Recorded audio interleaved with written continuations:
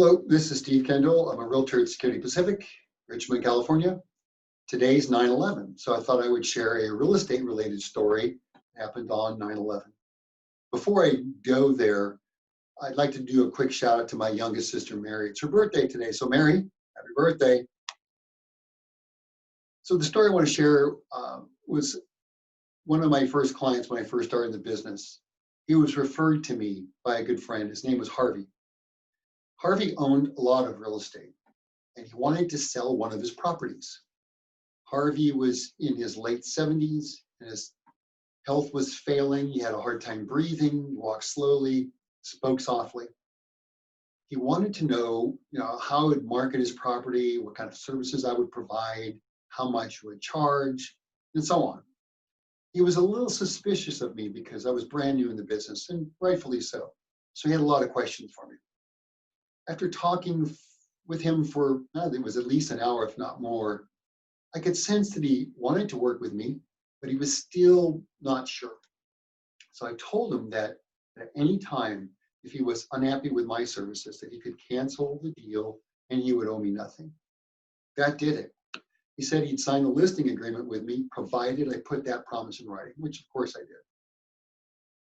The property he wanted to sell was a turn-of-the-century Victorian. And when he showed me the property, I couldn't believe the poor shape this building was in.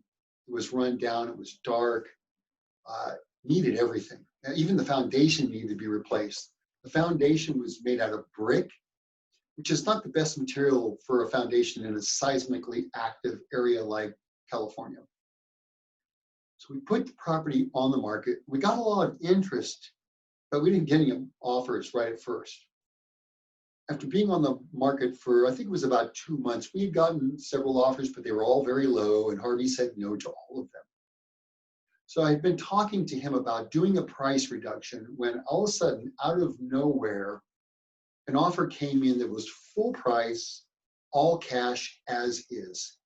It was totally unexpected. Harvey was thrilled, so he happily accepted the offer, and we moved forward with the purchase. Things were looking really good, but then fate stepped in and things changed. The next morning, I woke up to the news of airplanes crashing into the skyscrapers. It was September 11th, 2001. As the day went on, I never did make it into the office that day. I stayed glued to the television, watching in complete disbelief of what was happening.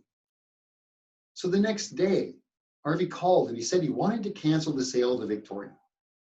I told him that since I did bring him a ready, willing, and able buyer, that he owed me a commission if he chose to cancel. He told me that he understood, but he still didn't want to sell that building because he was really upset about what happened the day before.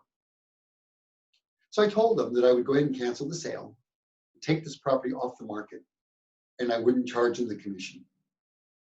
He was surprised by that, and I told him that, if you just keep me in mind, if you do decide to sell this property down the road. He thanked me, and he said, absolutely, I will do that. But I never did hear from Harvey ever again. About 2 years later, I think it was, a guy by the name of Alec called me.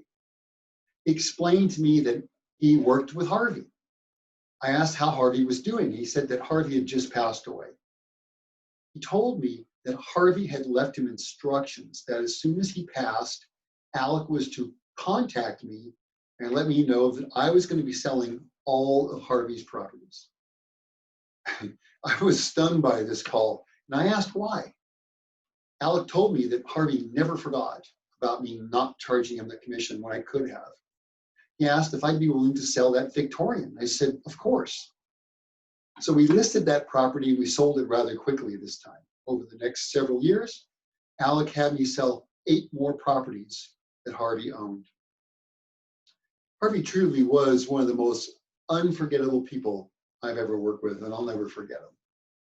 That's my story. Hope you enjoy it. I'll see you next time.